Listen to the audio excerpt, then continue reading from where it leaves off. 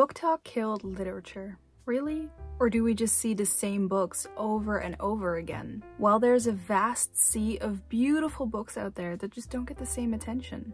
Hi book besties, welcome back to my channel. Let's change up your feed and diversify your reading with these books from all over the world. First up, Enter Ghost by Isabella Hamad, who is an author from Palestine. After years away from her family's homeland and being upset over a love affair disaster, actress Sonia Nasir returns to Haifa to visit her older sister Haneen. This is her first trip back since the Second Intifada, meaning rebellion, and also the deaths of their grandparents. While Haneen made a life here, commuting to Tel Aviv to teach at a university, Sonia stayed in London to focus on her acting career and her now broken marriage. And when she returns, she finds that her relationship with Palestine is very fragile. When she's at her sister's place, she meets the charismatic Miriam. Miriam is a local director, and Sonia finds herself thrown into a production of Hamlet in the West Bank. It doesn't take long until Sonia is rehearsing Gertrude's lines in Arabic and spending more time in Ramallah than in Haifa. She does this together with a group of men who are from all over Palestine, and they all have very big egos that she needs to navigate, but they all care very much about this play and they want to bring Shakespeare to this side of the wall. Opening night comes closer and closer, and it also becomes clear how many violent obstacles stand before the actor group. So during all of this, Sonia's old life gives way for the new version that she finds herself in her ancestral land. Next up is Notes of a Crocodile by Miaojin, an author from Taiwan. Also, I'm so sorry if I mess up any names. Please correct me if I say something wrong. I am trying my best. Set in the post-martial law of 1980s Taipei, this book is a coming-of-age story about a group of queer misfits. While they are discovering love, friendship, and artistic pursuits, they also need to study at the most prestigious University of Taiwan. The story is told through the perspective of our anonymous lesbian narrator who has the nickname Lazzy. Struggling with her attraction for Shui Ling, an older woman, Lazzy turns to her group of friends. Her friends are quite colorful characters. We have a rich kid who turned into a criminal and his self-destructive lover, as well as a bored overachiever who has a slacker artist girlfriend. This book is all about self-exploration and gender identity. Next up, we have Stay With Me by Ayobami Adebayo. This debut novel is set in Nigeria and tells the perspective of both the husband and wife and the story of their marriage, and all the threats that tear it apart. Yejide and Akin have been in love since they met at university. And though many expected Akin to take on several wives, he thought Yejide was the only woman he ever needed. But 4 years into their marriage and countless doctor visits, strange teas, and unlikely cures, Yejide is still not pregnant. She's not too in distress about this because she's still young, but then her family shows up at her doorstep with a young lady and they introduce her to her as Akin's second wife. Naturally, Yejide is furious. She decides that she has to get pregnant, and she succeeds, but at a cost far greater than she expected. This book asks us the question, how much can we sacrifice for family and how much should we? Then we have Soulstorm by Clarice Lespector, who is a Brazilian-Ukrainian author. This is a collection of 29 short stories and pieces, and they're all about the body, sex, and inner lives of women. Her characters live small, stifled lives and are often unaware of their own suffering, but the way she writes these books is just insane to me. It's a very rich and textured narrative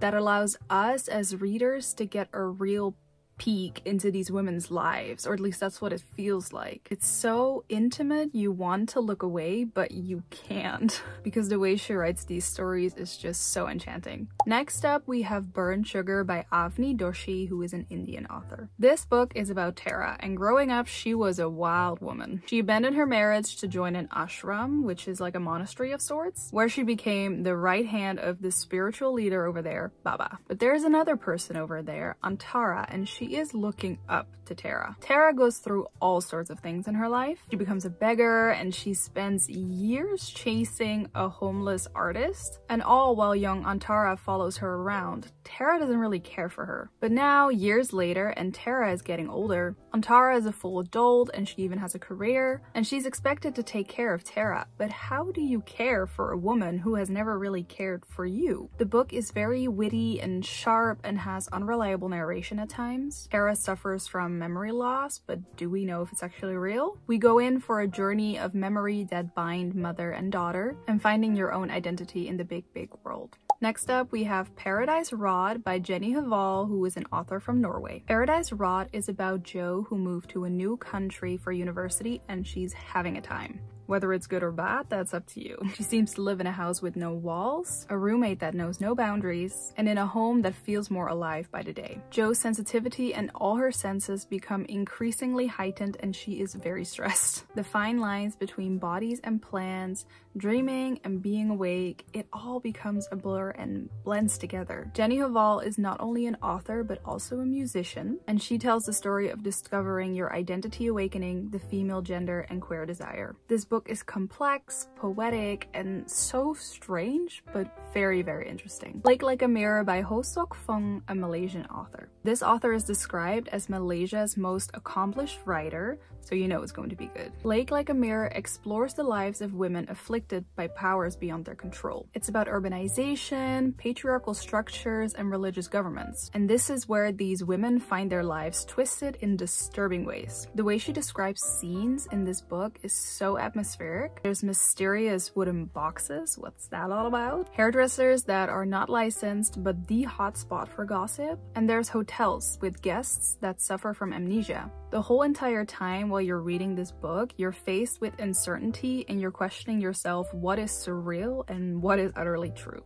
NW by Zadie Smith. Now, Zadie Smith is not an unknown author, but maybe you're just not familiar with her. And that's totally fine, because now you're about to be introduced. Set in Northwest London, this novel follows 4 locals: Leah, Natalie, Felix, and Nathan. They try to figure out adulthood outside of Caldwell, the estate of their childhood. In private houses and public parks, these 4 Londoners live in a complicated place that is both beautiful and brutal. A place where taking the back alley can give you more options and taking the highway can lead to a dead end. A beautiful book about cities and metropolitan life and all the different encounters you can have within a city and how they're all vital to how you and the city are shaped. Next up, Either Or by Elif Batuman, an author from Türkiye. Celine is the luckiest person in her family. She's the only one who was born in America and she got to go to Harvard. Now it's sophomore year 1996. And Celine knows she has to make a count. First order of business, figure out the meaning of everything that happened over the summer. Why did Celine's crush Ivan find her that job in the Hungarian countryside? What was up with all those people in the Hungarian countryside? And why is Ivan's weird ex-girlfriend trying to get in touch with her? On the plus side, her life feels like an exciting novel. On the other hand, why do so many novels have crazy abandoned women in them? How does one live life as interestingly as a novel? Celine tries to figure out her life and the universal importance of party, alcohol, and sex, and resolves to execute them in practice no matter the cost. Next on her list,